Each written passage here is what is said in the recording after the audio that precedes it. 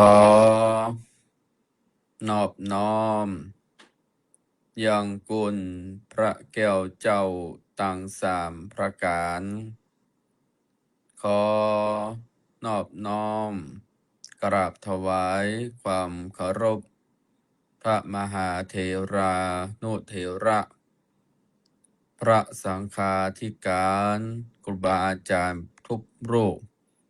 โดยความเคารพเป็นอย่างสูง ขอ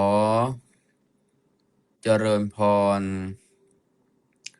คณะศรัทธาสาธุชน พุทธบริษัททุกท่าน ในค่ำคืนของวันนี้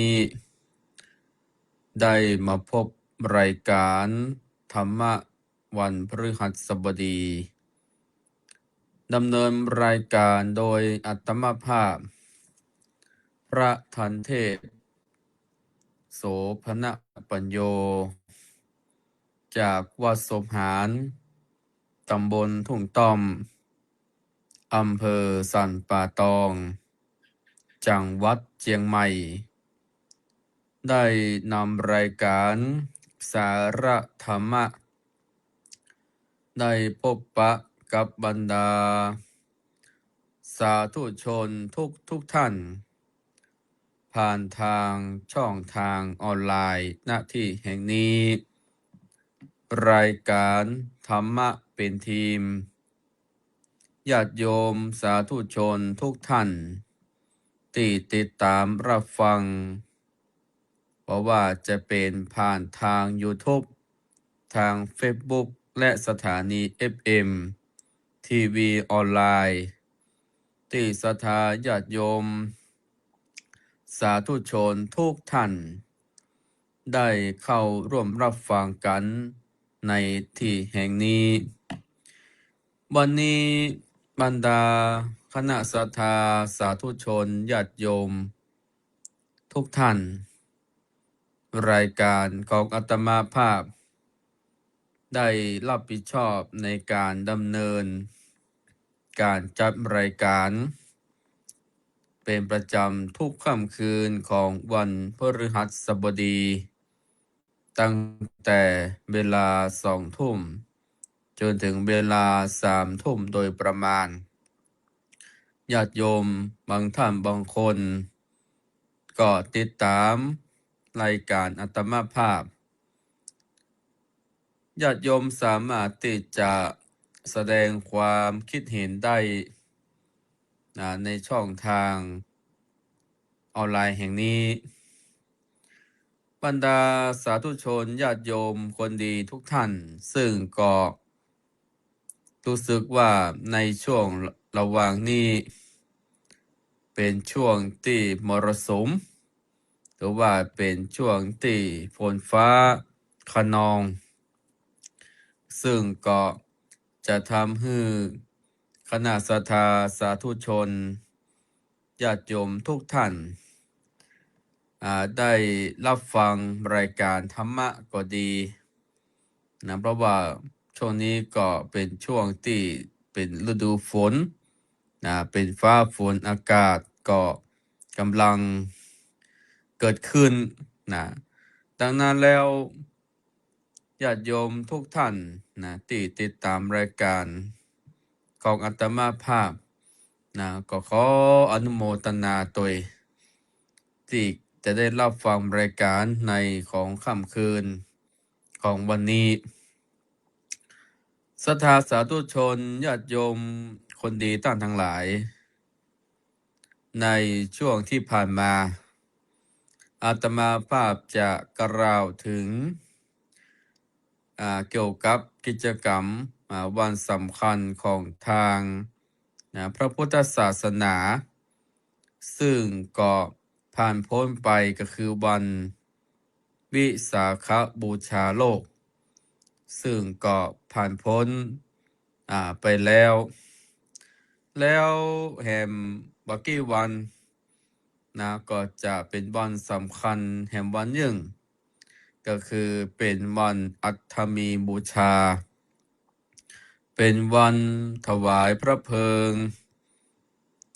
ของสมเด็จพระสัมมาสัมพุทธเจ้าซึ่งบรรดาสาธุชนญาติโยมท่านทั้งหลายวันสำคัญของทางพระพุทธศาสนานั้นจะมีวันสำคัญเป็นที่หน้าที่ของเจ้าพุทธเฮาทุกคนที่จะต้องลำลึกนึกถึงพระมหากรุณาธิคุณขององค์สมเด็จพระผู้มีพระภาคเจ้าโดยเฉพาะแล้ววันสำคัญทางพระพุทธศาสนานั้นก็คือได้แก่วันวิสาขบูชาเป็นวันที่องค์สมเด็จพระสัมมาสัมพุทธเจ้าประสูติตรัสรู้และปรินิพพานแล้วก็วันแห่งต่อมานั้นก็คือวันอาสาฬหบูชาเป็นวันที่ครบเป็นวันที่แสดงธรรมเป็นการแรกก็คือพระธรรมจักรปวัตนสูตรและก็เป็นวันที่มีพระสงฆ์เป็นคนแรกในพระพุทธศาสนาในวันนั้นหลังจากนั้นก็จะเป็นวันมาฆบูชาเป็นวันสำคัญแห่งอย่างหนึ่งก็คือเป็นวันที่พระสงฆ์ 1,250 รูปมาประชุมโดยมิได้นัดหมายแล้วก็เป็นวันที่เกิดเหตุการณ์อัศจรรย์สำคัญต่างๆแล้ววันแห่งต่อมานั่นก็คือญาติโยมบางท่านบางคนว่าถ้าหลังจากวันวิสาขบูชาไปแล้วก็คือวันอัฐมีบูชาเป็นวันที่ถวายพระเพลิงพุทธสรีระขององค์สมเด็จพระสัมมาสัมพุทธเจ้าซึ่งพระองค์ทรงปรินิพพานในวันวิสาขบูชาหลังจากนั้นก็ไว้7 วันแล้วก็ได้มีการถวายพระเพลิงพระบรมศพของพระพุทธเจ้าในวันแรม8 ค่ำวันแรม8 ค่ำถ้าบ้านเฮานี่ปีนี้ก็เดือน8มี2 หนวันของว่าเดือนถ้าเป็นภาคกลางนี่เดือน8 2 หนถ้าเป็นภาคเหนือเฮานี่จะเดือน10 2 หนแต่ว่าวันแรม8 ค่ำอันนี้ก็จะเป็นวันถวายพระเพลิงพุทธสรีระนำบรรดาศรัทธาสาธุชนญาติโยมท่านทั้งหลายวันสำคัญต่างๆนั้นเป็นวันที่เจ้าพุทธเฮาทุกคนที่จะต้องลำลึกนึกถึงพระมหากรุณาธิคุณขององค์พระบรมศาสดาซึ่งพระองค์นั้นก็เป็นบรมครูของคนและเทวดาทั้งหลายและเป็นผู้ที่ชี้แนะแนวทางในการดำเนินชีวิตอยากจะให้มนุษย์ทุกคนได้หลุดพ้นจากวัฏสงสารหลุดพ้นจากภัยยะต่างๆนานาอยากจะให้หลุดพ้นจากความทุกข์โดยเฉพาะแล้ววันสำคัญต่างๆที่เกิดขึ้นก็คือว่าเป็นวันที่เจ้าพุทธเฮาต้องได้ลำลึกนึกถึงอยู่ตลอดพี่น้องศรัทธาญาติโยมโดยเฉพาะแล้วนี่ถ้าเป็นหน้าที่ของเจ้าพุทธก็คือทุกวันพระจะเป็นวันสำคัญของเจ้าพุทธเฮาซึ่งก็เป็นวันธรรมสวนะวันพระวันศีล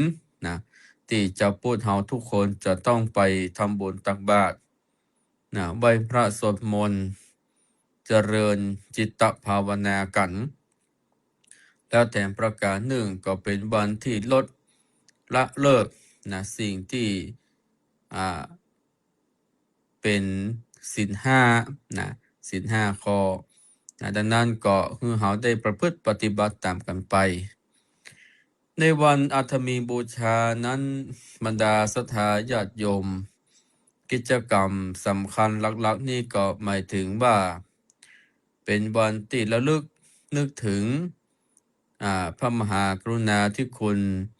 รำลึกถึงว่าเป็นวันที่ถวายพระเพลิงพุทธสรีระของพระพุทธเจ้าซึ่งก็พระองค์ปรินิพพานไปแล้วจากพวกของเราทุกคนนั้นได้ตระหนักนึกถึงในเรื่องของธรรมะเตือนใจว่าชีวิตของคนเรานั้น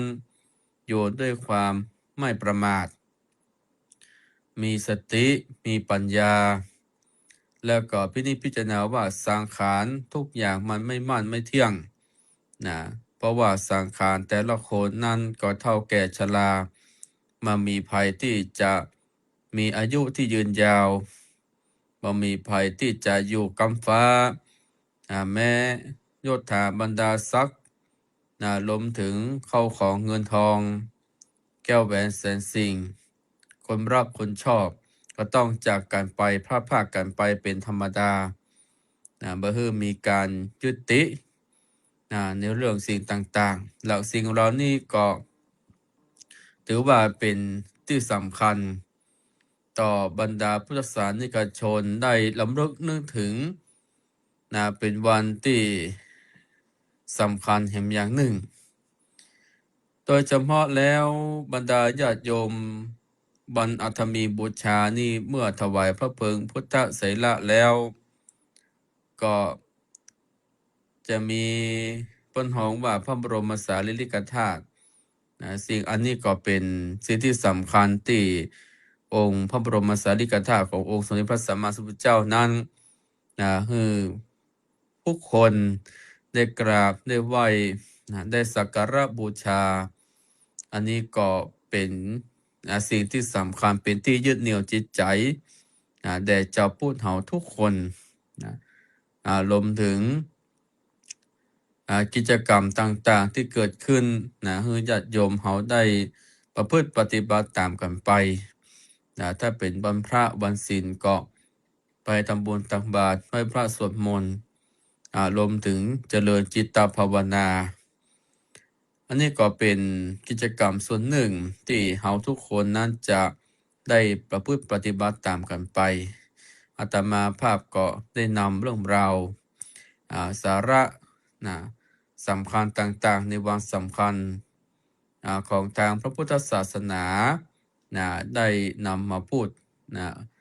กับบรรดาศรัทธาสาธุชนญาติโยมที่อยู่ต่างบ้านซึ่งในค่ำคืนวันนี้อาตมาภาพจะได้น้อมนำพระธรรมคำสอนเป็นมรดกธรรมพื้นเมืองเหนือที่จะได้มาแสดงธรรมโพดภายพี่น้องคณะศรัทธาสาธุชนญาติโยมที่อยู่ต่างบ้านกันเพราะว่ารายการของอาตมาภาพนั้นก็จะเป็นรายการ1 ชั่วโมงแล้วก็จะได้กราบนิมนต์ครูบาอาจารย์ได้มาออกรายการพร้อมกับอาตมาภาพเพราะว่าตอนนี้ก็ใช้เครื่องมือสื่อสารเทคโนโลยีที่ทันสมัยที่จะได้เชิญชวนครูบาอาจารย์รวมถึงญาติธรรมได้มาออกรายการโดยถ้าครูบาอาจารย์รูปใดบอกว่างก็อาตมาภาพก็จะได้นำรายการธรรมะพื้นเมืองเหนือได้นำเทศนาธรรมให้กับบรรดาศรัทธาญาติโยมเพื่อเป็นเครื่องยึดเหนี่ยวจิตใจแล้วก็เป็นกู้เป็นกิมกับพี่น้องศรัทธาญาติโยมที่อยู่ต่างบ้านโดยเฉพาะแล้วนี่ญาติโยมที่อยู่ต่างบ้านก็รับฟังกันไปเนอะสามารถแสดงความคิดเห็นได้ในค่ำคืนนี้อาตมาภาพจะได้นำธรรมะพิเศษได้นำมาแสดงธรรมเพื่อเป็นการเสริมสร้างบุญบารมีให้แก่ญาติธรรมทุกท่านที่ติดตามรับฟังรายการอยู่ทางบ้านดังนั้นญาติโยมท่านใดได้ฟังธรรมกันนี้แล้ว เป็นสิริมังคลมงคลอย่างยิ่งกับตนตัวกับครอบครัวนะและก็เป็นการเสริมสร้างบารมีแห่งอย่างหนึ่งดังนั้นก็ขอเชิญชวนบรรดาศรัทธาสาธุชนญาติโยมคนดีทุกท่านนะที่ติดตามรับฟังรายการอยู่ทางบ้านได้รับฟังพระธรรมเทศนาแบบพื้นเมืองเหนือเปลี่ยนจากธรรมะบรรยายด้านหลังตมาภาพได้แสดงธรรมจบไปแล้วก็สรุปธรรมเนื้อหาสาระให้กับบรรดาญาติโยมที่อยู่ต่างบ้านได้รับฟังกันบัดนี้ก็เชิญชวนบรรดาสาธุชนญาติโยมทุกท่านได้ตั้งใจสดับรับฟังอย่างพระธรรมเทศนาแบบเบาโบราณล้านนาโอกาสสืบต่อไปก็น้อมนำลึกถึงพุทธบูชามหาเตชะวันโตธรรมบูชามหาปัญโยสังฆบูชามหาโภควโหติโลกะนาถังอภิปูชยามิขอให้ข้าพเจ้าจงมีแต่ความสุขความเจริญขอบารมีแห่งพระพุทธเจ้าให้มีเดชะมีฤทธิ์มีเดชขออำนาจแห่งพระธรรมให้ข้าพเจ้ามีปัญญาขออำนาจแห่งพระสงฆ์ขอให้ข้าพเจ้ามีโชคมีลาภเจริญรุ่งเรืองตลอดกาลนานเทินต่อไปญาติโยมตั้งใจรับฟังธรรมเน้อนะโมตัสสะภะคะวะโตอะระหะโตสัมมาสัมพุทธัสสะเอวัมเมสุตังเอกังสัมมายังภะคะวาราจะกะเหวิหารันติกิจจกุเตปะปะเตตาระโขภะคะวาภิกขุนังอลัมภะกะเทสิสาทโวดุราสปุริสะตั้งหลายตั้งยิ่งใจมวลหมู่อันพร้อมหน้าอยู่ฟังธรรมจงประการจำฟังที่ดังเราจากจิจากใครลำดับไปนาบัดนี้แหละนาเอกังสัมมายังมีการละค่ะหนึ่งพระพุทธเจ้าสำลานอยู่ในแก้วกูเนื้อเขาคิดจะกูดอันมีจิ่มไกลเมืองหลัดจากางหานกรกับโดยอาลหันตาเจ้าปัน250 ตนก็มีแลตัสมิงขันเนในขณะนั้นมหาสารีบุตรเถรเจ้าก็ย่อมือกลมเก่าถามพระพุทธเจ้าว่าพันเตภควากาแด่พระพุทธเจ้าอันว่าปารมีปัญจันยังมีกุลอันประเสริฐล้ำเลิศแก่สัตว์โลกสงสารดังลือจาขออาราธนาพระพุทธเจ้าเตสนาภายผอยเปื้อเป็นประโยชน์จันนาแก่สัตว์โลกตั้งหลายไปนาแด่เติกอัตถโคปะกวาอันว่าพระพุทธเจ้าการพระมหาสารีบุตรเถรเจ้าก็มากรมเการาธนาขอเทศนาธรรมดวงผาเสดพาก็มีกำลังบังเกิดเมตตาจริงเก้าเทศนาวานะโมโทรัตนะตัญญังตานะปารมีโยโสภควาอิติปิตานะอุปปารมีโยโสภควาตานะปรมัตถปารมี โยโสภะคะวาอิติปิสีละปารมีสิราอุปปาละมีสีละปัลมัทธปาละมีเนคขมมะปารมีเนคขมมะอุปปารมีเนคขมมะปารมัทธาปารมีปัญญาปารมีปัญญาอุปปารมีปัญญาปารมัทธปารมีวิริยะปารมีวิริยะอุปปารมีวิริยะปารมัทธปารมีขันติปารมีขันติอุปปารมีขันติปรมัตถปารมีสัจจะปารมีสัจจะอุปปารมีสัจจะปรมัตถปารมีอธิฐานะปารมีอธิฐานะอุปปารมีอธิฐานะปรมัตถปารมีเมตตาปารมีเมตตาอุปปารมีเมตตาปรมัตถปารมีอุเบกขาปารมีอุเบกขาอุปปารมีอุเบกขาปรมัตถปารมีอิติปิมหาทัสสะภะโลภะลังภะลาปัญญังปัญญาเตจังเตจาสีลังสีลันจะกุณังกุณาอุคิตังอุคัตตาสัมปันโนโสภะคะวา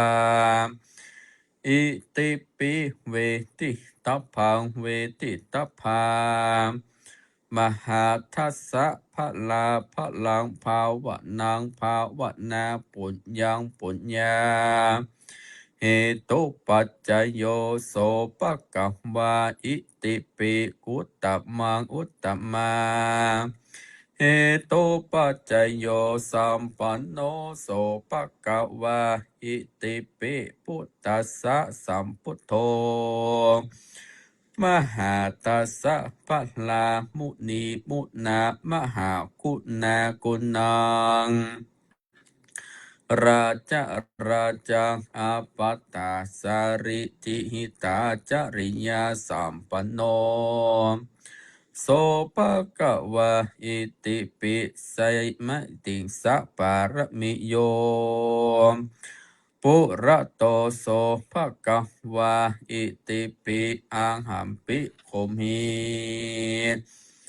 จราธัมโมจราอานาติโตหันตหังกัรยานังกะโรมิกาเยนะวาจายะมานาสติอาหัมปิโคมิพยาธิธรรมโมพยาธิอานาติโตหันตังหังกัลยานังกะโรมิกาเยนะวาจายะมานาสติอาหัมปิโคมิมรณะธัมโมมรณะอานาติโต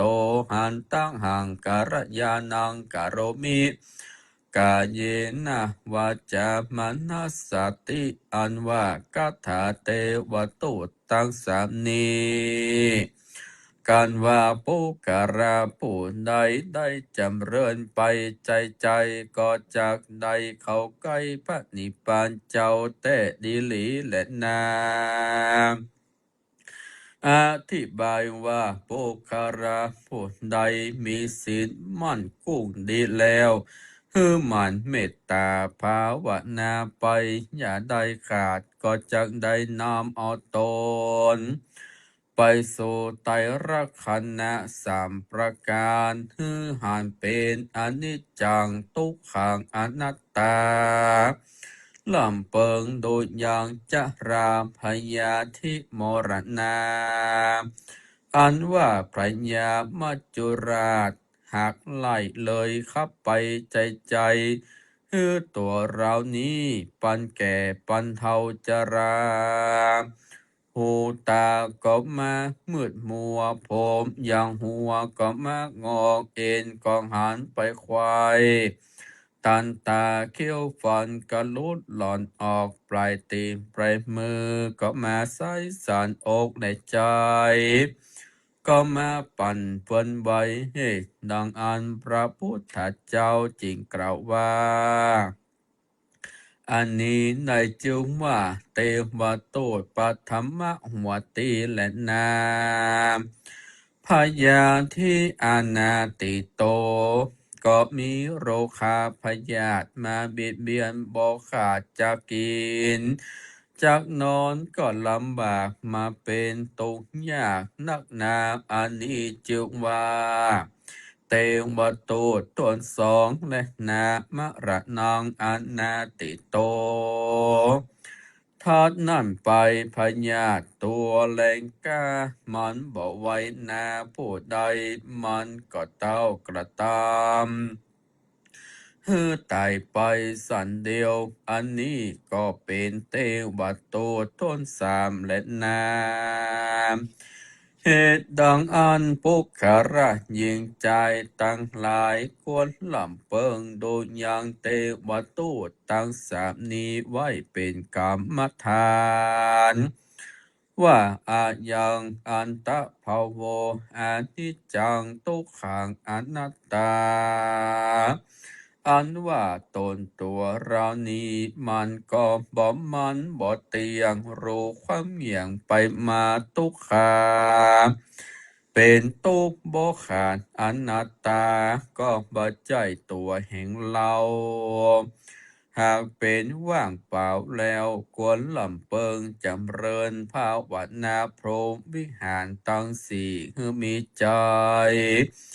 กรีในตังธรรมฮือได้กระทำสมาธิภาวนาไปใจ ก็จะได้รู้แจ้งหานจริงแจ้งจอดการมรณาจากเมืองคนพญายมตนองค์อาจก็มา โอกาสจะถามดุราตัญญาเมื่ออยู่เมืองโคนโลกลา รู้จักยังเตวะโตตั้งสามดังรือจางว่าอ่าน การว่าปุคาราผู้นานได้ขานตอบว่า ตัวแห่งข้าก็หากเลยดูรู้แล้วยังเตวะโตตั้งสามดังอ่าน ยามนั้นพญายมพิบาลบอกกล่าวฮือจานรกมนหมู่นำเอาปุคาราผู้นั้นไปสู่จันฟ้าก็จังได้เสวยสัมปติทิพย์เมืองสวรรค์มนุษย์สาอันว่าคนต่างหลายผู้ใดบรู้จักเทวโตตั้งสามการพญายมราช ถามดังอันพญายมก็เฮอจะนรกเอาเชือกเล็กมัดกาด เอาไปตกในห้องนรกอบายปุ่นและนาปิขเวนุราภิกขุตั้งหลายนายธรรมเตสนา แห่งพระพุทธเจ้าดวงพระเสดนี้ได้จึงว่าปารมีปัญจันอมินัยกัมปีปัญญาปารมีทวนสามทำดวงประเสริฐนี้หากเป็นพระโยชนะ แก่สัตตโลกสงสารมากนักเป็นต้นว่า ปุคารายิงใจผู้ใดได้ยินได้ฟัง ได้สังวาสวัสดิญายก็ดีก็จักทะรงสนามจำจิวไว้เป็นกรรมฐานก็ดี ก็จักมีอาปาละอานิสงส์กว้างขวางมากนัก อันจักนำให้ได้ถึงสุขในจะนี้และจะนาเตือนย่อมระงับดับเสียยังพยะตังมวลมีต้นว่าราชภัย โจรภัยอมนุสภัยอัคคีภัย วายโยภัยอุทกภัยตังเคราะห์เกณฑ์เวรอุบาทกังวลโอนตรายตั้งหลายภัยยะปัญญาที่ม่วยไข่ตั้งหลายอันเกิดแล้วกับตนกับตัวก็ดีอันบ่ยังบ่เกิดเตื้อดังอันก็ดีก็จักระงับดับหายไปบ่มากลับมาไกลได้แม่นว่าสัตว์ตัวอันมีพิษและตัวเครื่องขับหยาบจาก้าขนองก็บ่มากระปองกระตั้มหลายได้แลนาจาล้วนสุดไผยะตั้งหลายอันหูบ่หูตาบ่หานเกิดกับตนกับตัวก็จักรำงับกลับหายไปกับไฟไหลไปกับน้ำพรำว่าจะกลับกลายเป็นดีได้จำเริญไปยิ่งกว่าเก่าได้สุขรอยเต่าปอนปูนโดยเตจาแห่งธรรมปารมีปัญจันดวงประเสริฐนี้บัญญาจะและนาตัสมาเหตุดังอันโยกาวาจาราสัพปุริสะเจ้าตั้งหลายอันเป็นแล้วมาแต่ก่อนก็บอกหอนละเสียยังตนก็เตรียมย่อมถือเอาเป็นกรรมฐานไว้จุตนจุพระองค์บัญญาจะและนาปัพพชิเตนะอันว่านักบวชเจ้าทั้งหลายตนใดก็ดีปัจจะเวคิตวากันว่าได้กระทำปั่มเป่งแล้วก็ควรกล่าวเป็นกัตถาว่าอาโหวัตตพังจีวรังปฏิกุลังอาโหวัตตโพบินดาปะโตปฏิกุโลอาโหวัตตโพเสนาสนังปฏิกุลังอาโหวัตตโพคิลานาปัจจยะเพสัญชาปาลิคาโรปฏิกุโลดังนี้เหตุว่าอารหันตาเจ้าทั้งหลายแรงหานกุลละบุตรเจ้าทั้งหลายได้ปฏิบัติธรรมกรรมฐานแล้วก็คือเอาอย่างกุลพระพุทธกุลพระธรรมกุลพระสงฆ์เจ้าตนประเสริฐโดยบทว่าอิติปิโส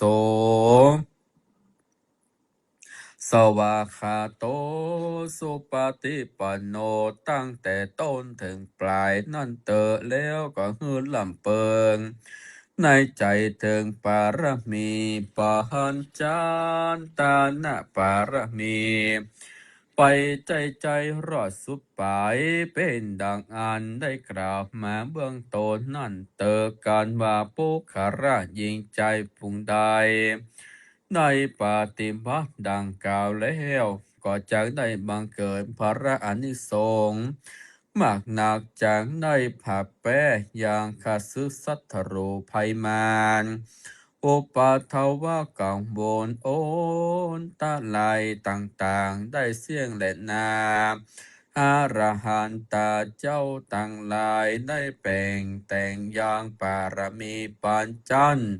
ไหวกำจูศาสนาธราต่อเต้าห้าปันพระวสาการว่าโปคาระยิงใจผู้ใดในปฏิบัติตามคำสอนแห่งอริยเจ้าทั้งหลาย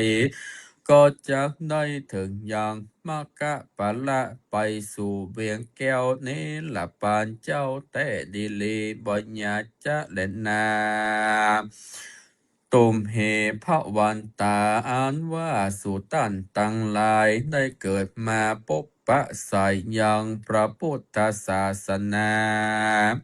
แห่งพระตถาคตควรปาการใส่ใจปฏิบัติตามคำสอนแห่งพระพุทธเจ้าแล้วฮือมันฮือตาลรักษาศีลภาวนาไปใจอย่าได้ขาดอย่าได้ประมาทลาสาเพื่อให้ได้เอาอัตตาตนตัวได้พ้นจาก ต่างตกยากในวัฏสงสารถึงนิพพานเบียงแก้วเป็นที่แล้วดังกำผาธนาและนา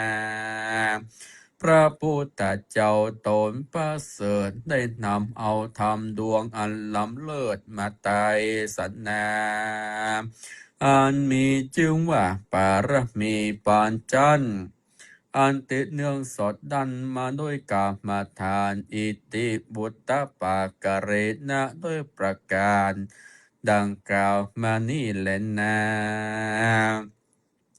สหัสสังปารมีพุทธคุณนังธรรมคุณนังสังฆคุณนังนิติตังกิญญาอันกล่าวอย่างปารมีปานจันทร์กบังกรมสมเรศสเดชสาธุเป็นสิริมังคระจยมงคลแก่บรรดาคณะศรัทธาสาธุชนที่รับชมรับฟังอยู่ต่างบ้านทำปุกนี้ญาติโยมเพิ่นบอกว่าถ้าได้ฟังแล้วซึ่งจะเกิดมังคระมงคลกับตนกับตัวภัยยะต่างๆจะบอกบังเกิดขึ้นแม้แต่องค์ผู้แสดงธรรมก็จะพ้นจากภัยทั้งปวงผู้ใดได้ไหวได้กราบได้สวดมนต์ได้จำเริญขึ้นใจแล้วก็จะย่อมเป็นสิริมงคลกับตนกับตัวไปใจธรรมพวกนี้พระครูบาเจ้าศรีวิจัยสิริวิจัยโยตมบุญแห่งล้านนาไทยได้แต่งแต้มบนหัวว่าบารมีปัญจันทร์เป็นลำลึกนึกถึงบารมีที่ได้สร้างมาทุกภพทุกชาติถ้าเป็นภาษาไทยว่าบารมี10ทัศเนาะแต่ว่าญาติโยมเขาได้ไหว้ได้กราบได้สักการะบูชาไหว้พระสวดมนต์ไปแล้วเขาก็ท่องบารมี10ทัศไปแล้วก็มันจะย่อมบังเกิดเป็นมังคระมงคลกับตนกับตัวบทนี้ศรัทธาญาติโยมถ้าอู้ง่ายๆแล้วเพิ่นบอกว่าตาหน้าบารมีเป็นการฮื้อตาลญาติโยมเหมือนกับพระเวสสันดรนี่ฮื้อตาลญาติโยมฮื้อตาลตึงลูกตาลตึงเมียตาลตึงเครื่องผ้าเสื้อผ้าอาภรณ์รถจ้างม้ารวมถึงแก้วแหวนแสนสิ่งค่าคนตั้งหลายเป็นการฮื้อตาลไปเตอะญาติโยมเป็นเสบียงบุญไปหน้าเป็นเสบียงบุญไปหน้าตามไปเตอะตามไปแล้วก็ได้ปิกมาอย่างเก่าดังนั้นผมบอกว่ามารฮื้อตาลเมื่อมารฮื้อตาลแล้วก็มันต้องฮื้อมันรักษาศีลมันรักษาศีลตัวศีลนี่เป็นสิ่งที่บริสุทธิ์ที่จะนำพาให้มุราศรัทธาเขาได้หลุดพ้นจากอบายภูมิทั้งหลายมันฮื้อตาลมันรักษาศีลแล้วก็มันเจริญภาวนาไปก็จะย่อมบังเกิดญาติโยมฮื้อมันเมตตาภาวนาไป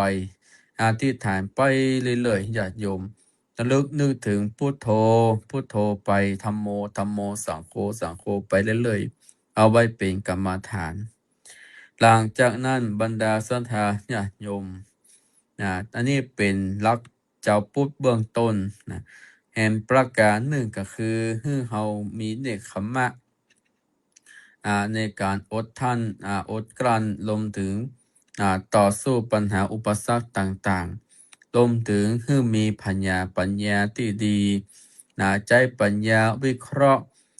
ไตรตรองรวมถึงให้มีสติมีปัญญาถ้าเรามีสติมีปัญญาก็จะย่อมบังเกิดดังนั้นทั้งเราได้รอบครอบมาวางแผนแนวทาง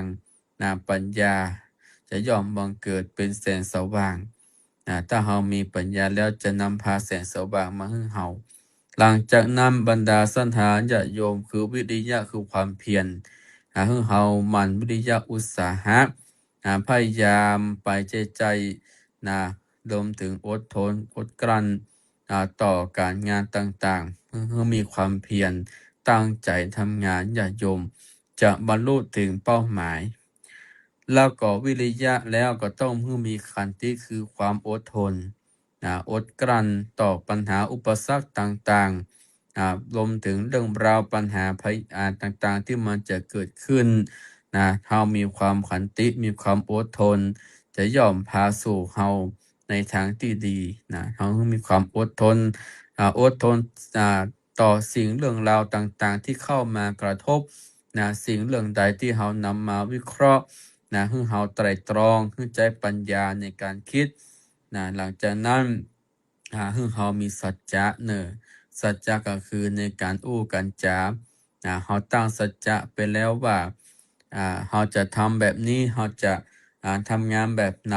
อยากจะให้มีคนนับหน้าถือตาเฮาต้องมีสัจจะไว้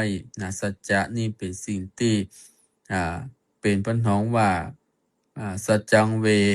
ปัญหาว่าเป็นกำอู้อู้แล้วก็ต้องทำเฮามีสัจจะได้บางคนนี่ไปขอหวยเนาะไปขอหวยหรือว่าไปขออ่าต่อบนอันอย่างต่างๆอันนี้ก็คือศรัทธาญาติโยมว่าต้องมีสัจจะต่อผีต่อคนต่อเทวดาโดยปัจจัยว่าได้ไปแล้วเฮาบ่ไปแก้เองอันนี้ก็บ่ฮู้ล่ะหลังจากนั้นแล้วเปิ้นฮ้องว่ามีสัจจะต่อไปก็คือมีคำว่าอธิษฐานก็คืออธิษฐานกำปอนกำขอญาติโยมเฮาก็พยายามอธิษฐานไว้ปอนใดอันประเสริฐล้ำเลิศอันนี้ก็ให้มีความตั้งใจอธิษฐานขอพรการงานต่างๆจะมีความสำเร็จธุรกิจการงานรวมถึงครอบครัวสุขภาพแข็งแรงอธิษฐานให้ตั้งใจให้มันแน่วแน่ หลังจากนั้นญาติโยมก็คือเมตตาเมตตาปารมีเป็นสิ่งที่สำคัญ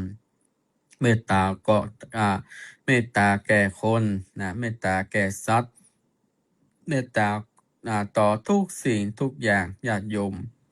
สิ่งเหล่านี้ก็จะเป็นสิ่งที่ดีดังนั้นก็คือศรัทธาญาติโยมได้มีเมตตาช่วยเหลือเกื้อกูลกันไป ถ้ามีคนรักคนชอบเพิ่นว่าเมตตามหานิยมก็อยู่ที่ตัวเฮาก็คือถ้าตนใดตนเมตตาบ่มีความพยาบาทบ่มีความอิจฉาบ่มีความปองร้ายรวมถึงอ่า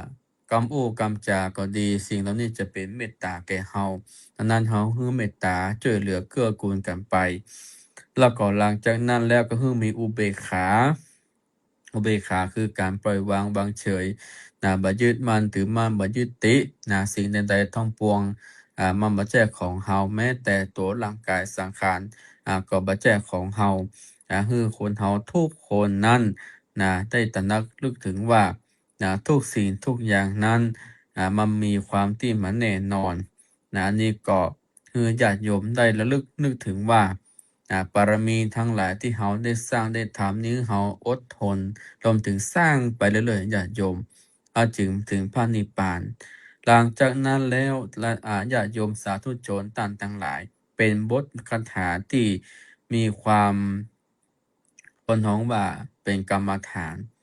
กรรมฐานในที่นี้ก็หมายถึงว่าเป็นคาถาเทวทูตทั้งห้าคาถาเทวทูตทั้งห้านี้ญาติโยมตะกี้อาตมาภาพได้แสดงไปแล้วว่าอาหัมปิโคมหิจาติธัมโม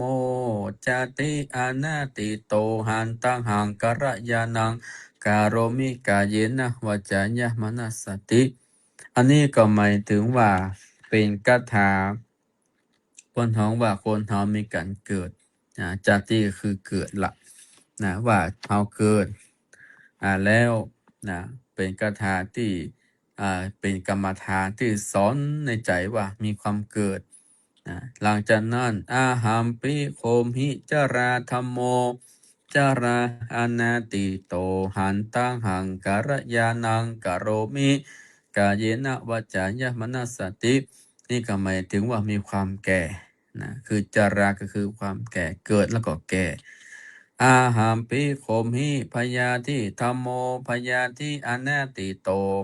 หันตังหังการยานังกโรมิกาเยนะวจายะมนัสสติหมายถึงว่ามีความเจ็บไข้ได้ป่วยนะเกิดแก่เจ็บนะอันนี้คือเจ็บละนะเป็นพยาธิโรคาพยาธิต่างๆบังเกิดขึ้นคนเฮานี่บอกว่าอโรคยาปรมาราภาการไม่มีโรคเป็นลาภอันประเสริฐนี่สถาญาติโยมและแห่งประการหนึ่งอาหามปิโคมหิมรณะธรรมโมมรณังอนาติโตหันตหังการยานังกโรมิกายเยนะวัจจายะมนัสสติอันนี้ก็หมายถึงมีความตายนะบทคาถานี่เป็นบทคำเกิดแก่เจ็บตายนะมรณังมรณะก็หมายถึงคำว่าตายนะดังนั้นบทปัญหาว่าการหาเตบตุต่างห้านี่นะถ้าเฮาหมั่นไว้หมั่นสวดนะแม้แต่ในธรรมผู้นี้ญาติโยมเพิ่นบอกว่า การว่าปุกระยิงใจผู้ใดนะได้หมั่นได้ท่องไปแล้วและฮือมีเมตตาภาวนาไป จะฮือเฮาได้ไปสู่ไตรลักษณะสามประการฮือหานว่าเป็นอนิจจังเนอเป็นทุกขังเนอเป็นอนัตตาเนอฮือเกิดว่าทุกสิ่งทุกอย่างนั้นมันบ่มั่นบ่เที่ยงเพราะว่าถึงวันนี้พญามัจจุราชเนี่ยไล่เฮาไปใจญาติโยมนะคนเฮาฮู้บังเกิดก็บ่ฮู้บันตายจะหมดเวลาลมหายใจวันใดก็บ่ฮู้อันนี้ก็เป็นสัจธรรมของโลกและแห่งประการหนึ่งศรัทธาญาติโยมสาธุชนต่างทั้งหลายว่า เมื่อเฮาสวดแล้วแม้แต่พญามัจจุราชว่าเมื่อเฮาอยู่เมืองโคนนี่นะสู่เจ้าได้ท่องกำคาถาเทวตุตั้งห้าได้ก่ออีนะถ้าเฮาหมดลมหายใจไปแล้วท่องได้นะท่องว่าจะได้อีนะบอกเฮาก็ท่องไปอาหัมปิโคมหิจาติธัมโมจนถึงจาติอาหัมปิโคมหิมรณะอีนะจบไปแล้วเพื่อจะให้ไปเกิดไปบนสวงสวรรค์โอ้ถ้าท่องบันไดเหรอก็ไปสู่มโนโฮปุ่นเนออันนี้จะมีคนเฒ่าคนแก่ที่เปิ่นนอนวัดนะเปิ่นจะท่องไว้เป็นกรรมฐานญาติโยมเปิ่นจะท่องเปิ่นจะท่องไว้เป็นคาถาเทวทูตทั้งห้านี่นะเปิ่นจะท่องบางครั้งบางทีนี่คนเฒ่าคนแก่นะเปิ้นหมดลมหายใจไปละศพหมอไหม้ญาติโยมเพราะอันหยังเปิ้นถือเป็นกรรมฐานเปิ้นเป็นกรรมฐานเนี่ยคาถาเทวทูตทั้งห้านี่ศักดิ์สิทธิ์หลังจากนั้นแล้วญาติโยมเฮาท่องไปหรือเฮาหมั่นจำเริญว่าทุกสิ่งทุกอย่างมันบ่เที่ยงควรเฮามันสังขารธรรมทุกอย่างมันมาแจ้ของเฮาแล้วเมื่อเฮาท่องแล้วญาติโยมเพิ่นบอกว่าเฮามีพรหมวิหารทั้งสี่มีพรหมวิหารทั้งสี่พรหมวิหารทั้งสี่คือเมตตากรุณามุทิตาอุเบกขาก็หมายถึงเมตตาก็คือความรักมีความรักมีความรักแต่แก่คนมีความรักแก่สัตว์มีความรักแก่ทุกอย่างญาติโยมนี่คือมีเมตตาช่วยเหลือเกื้อกูลกันไปกรุณาคือความสงสารช่วยเหลือเกื้อกูลกันไปมุทิตาก็คือความยินดีเมื่อคนอื่นได้ดีก็แสดงมุทิตาจิตกันไปอุเบกขาก็คือวางเฉยปล่อยวางบ่ยึดมั่นถือมั่นบ่ยึดติลดมานะทิฏฐิไปในตัวทุกสิ่งทุกอย่างมันทำให้เราเบาสบาย อันนี้ก็เป็นหลักธรรมที่อยู่ในธรรมปรมีปัญจันทร์ที่เป็นที่มีคาถาที่มีความศักดิ์สิทธิ์แล้วก็มีคาถาที่สอนใจให้แก่บรรดาพุทธศาสนิกชนรวมถึงว่าถ้าท่านใดได้ยินได้ฟังแล้วรวมถึงธรรมพวกนี้เป็นธรรมอันประเสริฐเพราะว่าราชภัยโจรภัยอมนุษยภัยอาคีภัยวายโยภัยอุทกภัยเคราะห์เกณฑ์เวรอุบาทภั พยาธิต่างๆไม่ไข้ตั้งหลายก็จะบังเกิดกับตัวเฮาไปเนอะญาติโยมประมากล้ำมาไก่ได้แม่นว่าตัวสัตว์มีพิษก็ดีรวมถึงสัตว์ร้ายที่มากระทำร้ายแก่เฮาได้ก็มากระทำร้ายแก่เฮาได้รวมถึงญาติโยมท่านใดโอ้ลมหลวงมาอีนะถ้าเกิดปรมีปัญจขันธ์ท่องสวดไปฮือไว้เป็นคาถาป้องกันภัยหรอกเป็นคาถาป้องกันภัยเพราะว่าคนเมืองเขานี่จะมีความเชื่อเนาะมีความเชื่อในเรื่องของสิ่งที่มันเกิดขึ้นสิ่งที่มันมองไม่เห็นดังนั้นก็คือมันเมตตาเจริญภาวนาไปเนอะศรัทธาญาติโยมอันนี้ก็ถือว่าเป็นธรรมะที่อาตมาภาพได้นำมาชี้แจงแสดงธรรมแก่บรรดาคณะศรัทธาสาธุชนญาติโยมคนดีทุกท่านที่อยู่ต่างบ้านได้สดับรับฟังกันในของค่ำคืนของวันนี้อันนี้ก็ขอนำรายการสาระธรรมะพื้นเมืองเหนือได้มามาจากับบรรดาศรัทธาญาติโยมที่อยู่ต่างบ้านญาติโยมท่านใดได้ยินได้ฟังแล้วก็ย่อมเป็นสิริมังคละจยมงคลกับตนกับตัวกับครอบกับครัวให้ญาติโยมได้หมั่นสร้างคุณงามความดี สร้างบุญกินบุญตาลสร้างบารมีธรรมไปฮือไปใจเนอะอดทนรวมถึงสร้างบารมีไปเรื่อยๆการสร้างบารมีคนนี้ไม่มีความหยุดเหมือนกับครูบาเจ้าศรีวิจัยเฮาเนี่ยวันที่11เป็นวันครบรอบชาตการของท่านพระครูบาเจ้าศรีวิจัยตนบุญแห่งล้านนาไทยผู้ที่สร้างคุณูปการต่อประเทศชาติต่อบวรพระพุทธศาสนารวมถึงสร้างวัดวาอารามต่างๆถ้ามีผลงานมากมายญาติโยมเป็นตนบุญของล้านนาไทยเฮาทุกคนสร้างหนทางเตียวขึ้นดอยสุเทพรวมถึงท่านสร้างวัดวาอารามสร้างพระสงฆ์หลายตนหลายองค์ด้วยกันรวมถึงได้สร้างคุณูปการดังนั้นก็ญาติโยมวันที่11เป็นวันครบรอบชาตการครูบาเจ้าศรีวิจัยก็ญาติโยมก็สามารถไปร่วมกิจกรรมที่เปิ่นจัดกันได้เนอะวัดที่เปิ่นมีรูปเหมือนรูปปั้นพระครูบาเจ้าศรีวิจัยอันนี้ก็เป็นบารมีธรรมที่ครูบาเจ้าได้สร้างบารมีไว้สร้างบารมีไว้ให้คนเฮาทุกคนเดินหอยตามได้ประพฤติปฏิบัติตามกันไปคืออดทนรวมถึงมีความสร้างบารมีในการที่เราเกิดมาเป็นคนแล้วเราก็สร้างคุณงามความดีสร้างคุณูปการต่อสังคมต่อประเทศชาติบ้านเมืองไปสร้างสนุปการสร้างไปเรื่อยๆเนอะญาติโยมรวมถึงสร้างคนสร้างคนให้เป็นคนดีสร้างโดยเฉพาะสร้างพระสร้างเนนให้ได้มาบวชเรียนหนังสืออุปถัมภ์พระเนนเฮาอันนี้ก็ขอนำธรรมะบรรณาการได้มาเล่าสู่เทศนาธรรมแก่ญาติโยมที่อยู่ต่างบ้านได้รับฟังกันเนอะบำพัดนาก็มาปากันแห่ใหม่ เอาละญาติโยม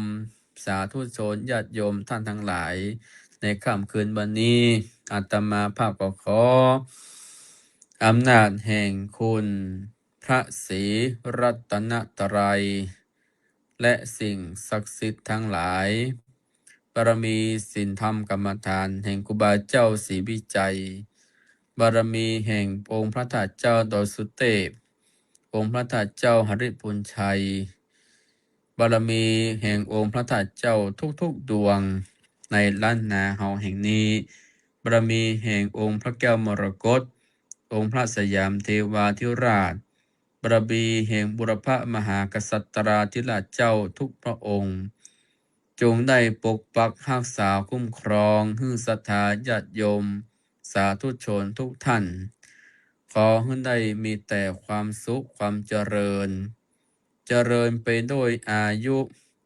วันนะสุขะภระปฏิภาณธนสารสมบัติ ขอให้ญาติโยมมีสุขภาพแข็งแรง ปราศจากโรคาพยาธิทั้งปวง ขอให้ญาติโยมมีแต่ความสุขกายสบายใจมีโชคมีใจ รับก็ขอให้ได้เงินหมื่น ตื่นก็ขอให้ได้เงินแสนเงินล้านฮิก็ขอให้ปันมาหาก็ขอให้ปันได้คือมีสุขกายสบายใจ มีโชคมีใจให้ได้หมั่งมนต้นเต้าให้มีอายุมั่นขวัญยืนให้มีแต่ความร่ำรวยให้เป็นเศรษฐีมหาเศรษฐีให้มีเตจะมีมหาปัญญาที่ดีให้มีความอดทนอดกลั้นให้ได้สร้างปรมีศีลธรรม ไปใจให้สืบยาววจีวัง แห่งองค์พระนิพพาน แห่งองค์บวรพระพุทธศาสนาสืบต่อไป ในค่ำคืนนี้อาตมาภาพพระทันเทพ โสปณปัญโยจากวัดสมหารตำบลทุ่งต้อมจังหวัดเชียงใหม่ ขอนำรายการสาระธรรมะวันพฤหัสบดีในวันนี้ก็ขอนำจากลาบรรดาศรัทธาญาติโยมไปเสียก่อนเนอะวันพัดหน้าพฤหัสบดีหน้าเอาก็มาป้ากันให้ใหม่ ตั้งแต่เวลา2 ทุ่มจนถึงเวลา3 ทุ่มจัตตารโอธรรมาวัฏันติ อายุวันโนสุขังปรังขอเจริญพร